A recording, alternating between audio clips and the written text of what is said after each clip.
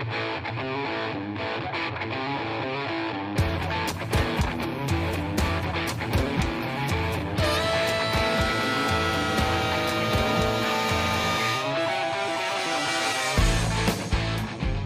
is the Legal Survival Show. I'm James Hirsen. Good to be with you again this week, and we have a tremendous show lined up for you.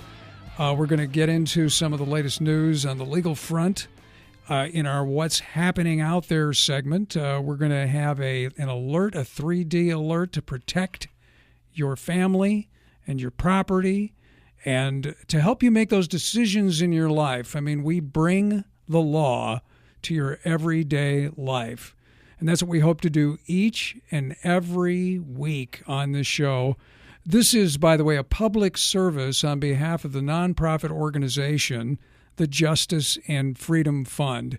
And unlike most of the legal talk shows that you may hear on radio, this show is not looking for clients. We actually just look to give you valuable information that you can use right away. Now, forgive me, but I have to start with something that in the legal world we call a disclaimer. I am a lawyer and a law professor, but please keep in mind this radio show is for educational purposes to give you general information and a general understanding of the law. It does not provide specific legal advice. No attorney-client relationship is being created here, and no radio show is a substitute for the advice you would get from a licensed professional attorney in your area. The Federal Trade Commission has a new free guide to a safe internet, the kind of guide parents, teachers, and all adults want to get a hold of. And, you know, people text, they play games, they share photos, they share videos, and there are dangers on the internet, particularly for your family and for your children. So go to legalsurvival.org and you will see a link where you can download this guide, and it is free. It is free. So go there to legalsurvival.org. By the way, on the site, on legalsurvival.org, there is a donate button if you wish to donate. But definitely, whether you do or whether you don't, get this valuable guide for free and protect your family. When we come back, we're going to talk about a valuable legal issue of the week about what to do when a loved one passes away. We'll be right back with the Legal Survival Show. This is James Hirsen. James Hirsen will be right back with more of the Legal Survival Show.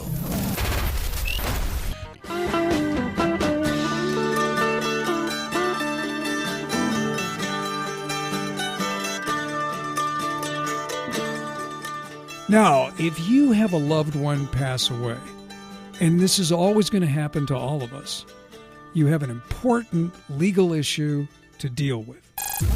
The legal issue of the week. Okay, now what happens when a loved one passes away? Well, you have numerous responsibilities, and there's some of them that may not occur to you. Now, for example, I had a client who talked to me about a parent passing away. This was a very active person, and it was unexpected, and that can happen with an accident. And lo and behold, the person didn't realize, because it never had to deal with a family member passing away, what they should do. So you could be an executor if your loved one had a will. And if they don't, you need to get one. You need to get a will. So what do you do? Well, the first step you take is you got to get a hold of the will. Normally, the will is in a file drawer in the attorney's office, your family attorney. If not, it's very important to tell loved ones while they're alive where the will is. This is an uncomfortable thing, but it's a necessary thing. If you have a will, you need to know where it is. It could be at a friend's office. It could be in the person that passed away in their office at home. So you get a hold of it, because what happens, the original will ends up getting filed with the court, called a probate court.